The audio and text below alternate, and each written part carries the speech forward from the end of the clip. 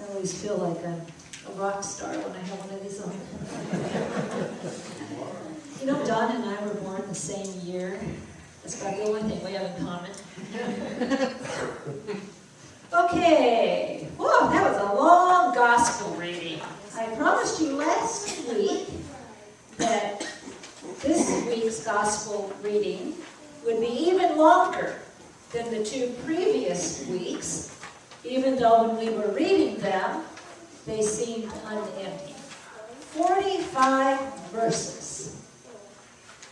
But we had to read the whole thing. I mean, it's such a great story.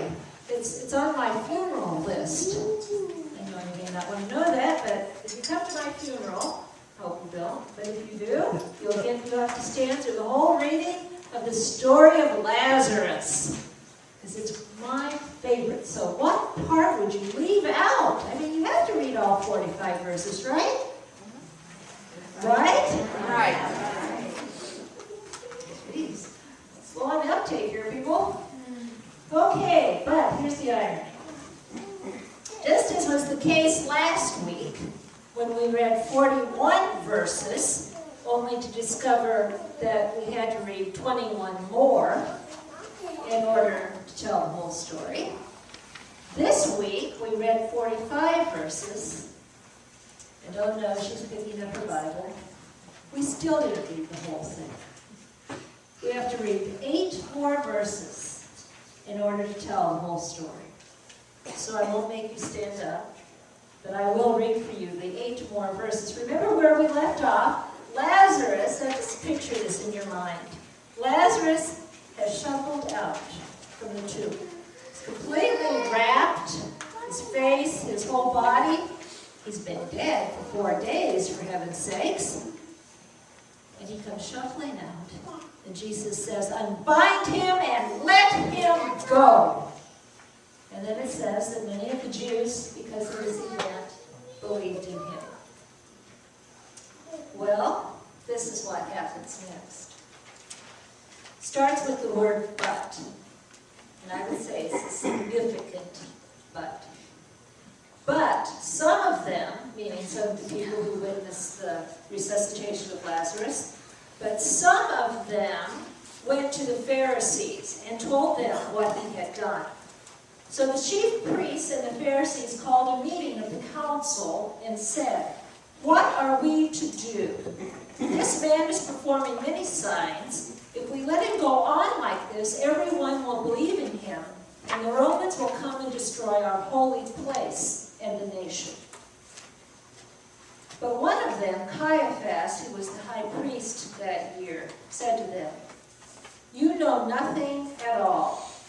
You do not understand that it is better for you to have one man die for the people than to have the whole nation destroyed.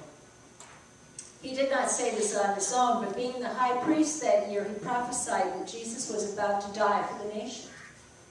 And not for the nation only, but to gather into one the dispersed people of God. So, from that day on, they planned to put him to death. From that day on, they planned to put him to death. We probably would prefer if the story ended with, unbind him and let him go. It's more of an upbeat tone than from that day on they planned to put him to death. But the fact that the raising of Lazarus was the nail in Jesus' coffin, so to speak, explains a lot about this story. This was the stepping stone event to the crucifixion of Jesus. And Jesus knew that even before he went to Bethany. It explains most of what he did. So we ask ourselves, Lazarus, Mary, and Martha are good friends with Jesus. And yet when he hears that Lazarus is ill, he doesn't immediately go. Why? In fact, he waits. He waits until he knows that Lazarus has died. And he says to his disciples, I'm glad that that's the case. Because in this way, you will believe. He wants them to see the big picture. He wants them to remember what happened on that day, and a future day, when they are laying his body in the tomb. And so finally, after Lazarus is dead, after he's actually been in the tomb for 4 days, and if you were reading the King James Version, you would read that he stinketh. Jesus went. And the rest of the story explains why when Mary and Martha come to him, and they basically scold him, and they say, if you had been here, our brother would not have died. He doesn't say to them, oh, don't worry, wait and see what's coming. He says to them, I am the resurrection and the life. In other words, even in the midst of the most difficult circumstances, if I am present, there is the promise of life. That's the underlying message. It explains a lot. It explains why in this long passage we find the shortest of verses. If you're reading the right translation, it's the shortest passage in the Bible, which is Jesus wept. Now, why would Jesus weep? He knows what he's going to do. It's probably true that he was weeping because these were his friends. In fact, the word that's used in reference to their relationship is the Greek word for friendship, the love of friendship. So he is weeping because they are his friends and he's sorry for what they have suffered. But there's more to it than that. He knows what's going to happen as soon as Lazarus comes out of the tomb. The word's going to spread. And the Jews are going to then determine that he must die. So I think that, maybe I'm wrong, but I think his weeping was the coming forth of emotion concerning all that was yet to come. And finally, those last 8 verses that we read tell us why he acted so boldly and so dramatically, calling Lazarus in broad daylight forth from the tomb. He does it because he's pointing to a yet-to-be-proved reality. That if Jesus is present, death has no power. If Jesus is present, death has no power. But in order for that to be true, Jesus has to die. And he has to be raised from the dead. So we need to hear the whole story. We need to be reminded that when Jesus stands at the tomb of Lazarus, death is being put off for, maybe a few years.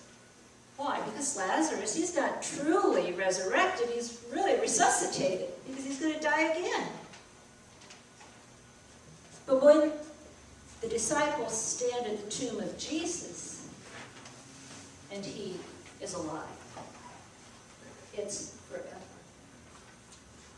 And so we need to hear the whole story, that Lazarus being raised to life leads directly to the death of Jesus. But death does not have the final word. It's the 5th Sunday in Lent. I'm getting out my Lent. For those of you who haven't been here during Lent, we've been getting the Lint out.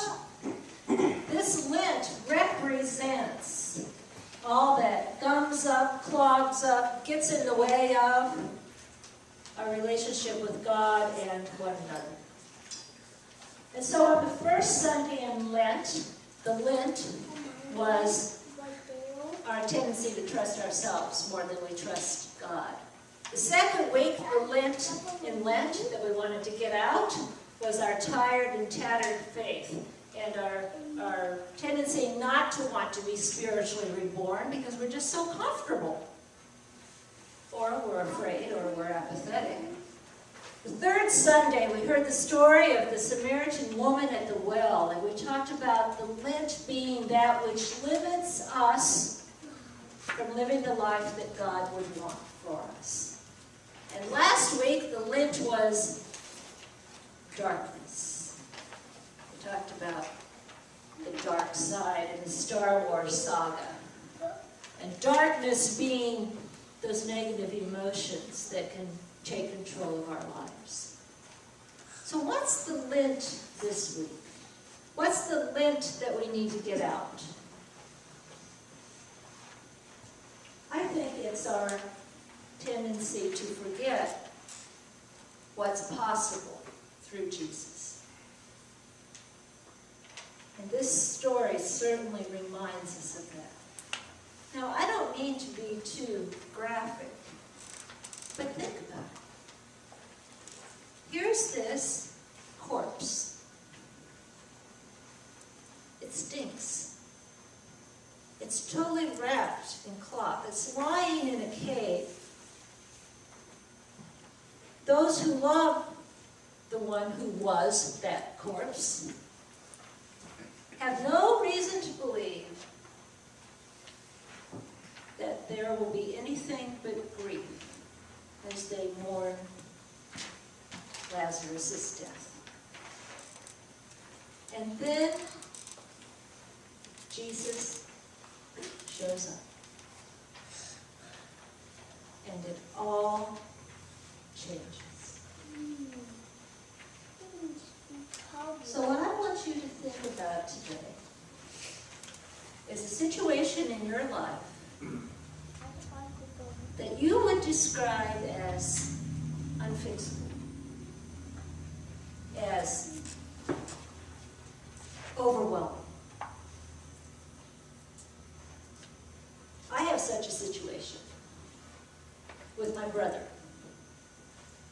And if I were to describe it to you, you won't want me to for one thing, because you'd like to go home and have lunch sometime before 2 o'clock. But if I were to describe it to you, as I have to some of you here, you would say, there just are no good choices, are there? Well, that's the kind of situation I want you to think of. I want you to think of something that's comparable to standing at a tomb where a person is lying who has been dead for 4 days. That kind of situation that just does not seem fixable. And yet, when Jesus shows up, it is. Do we believe that? I'll tell you the truth, I struggle to believe that. I've been dealing with a situation with my brother. I don't know. He's 49 years old. I've probably been dealing with that situation for over 40 years. So it's really difficult for me to even conceive that it's fixable. And so the Lent that I need to get out in Lent is by forgetting what's possible through Jesus. And I need to believe that Jesus can either come up with a way to address that situation that I would have never thought of, that Jesus can transform him, or that Jesus can transform me. I need to hear Jesus saying to Martha, did I not tell you that if you believed, you would see the glory of God? And indeed, they did see the glory of God that day when Lazarus came out of the tomb. And in a few weeks after that, they saw the glory of God again, which was initiated when Lazarus came shuffling forth. So, Holy Week starts next week. I think it's the perfect time for me, for us, to suspend disbelief. And to remember that what can happen through Jesus is unforgettable.